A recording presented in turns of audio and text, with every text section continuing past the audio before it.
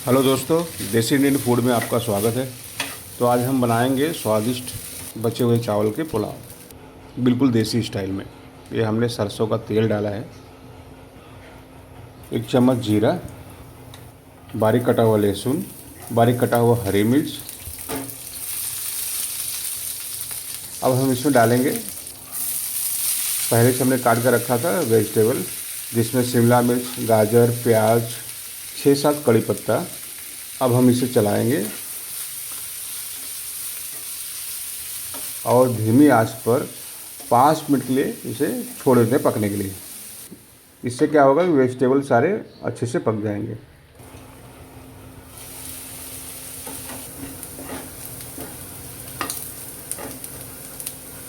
अब हम इसमें डालेंगे बारीक कटा हुआ टमाटर, आधा चम्मच हल्दी, आधा चम्मच गरम मसाला, आधा चम्मच लाल मिर्च पाउडर। अब हम इसे अच्छे से चला लेते हैं। ये हमने लिया है थोड़ा सा नींबू का रस।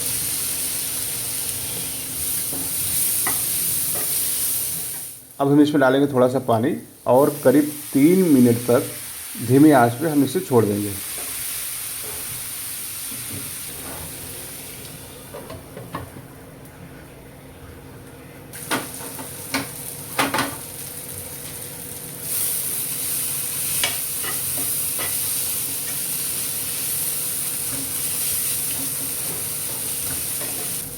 अब हम इसमें डालेंगे बचे हुए चावल, बारीक कटा हुआ धनिया, नमक स्वाद के अनुसार।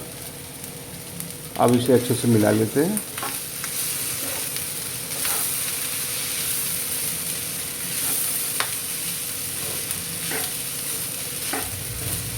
ये देखिए, बचे हुए चावल का पुलाव बनकर रेडी है। दोस्तों, ये हमारा रेसिपी आपको कैसा लगा हमें ज़रूर बताएं और हमारे चैनल को सब्सक्राइब करना ना भूलें।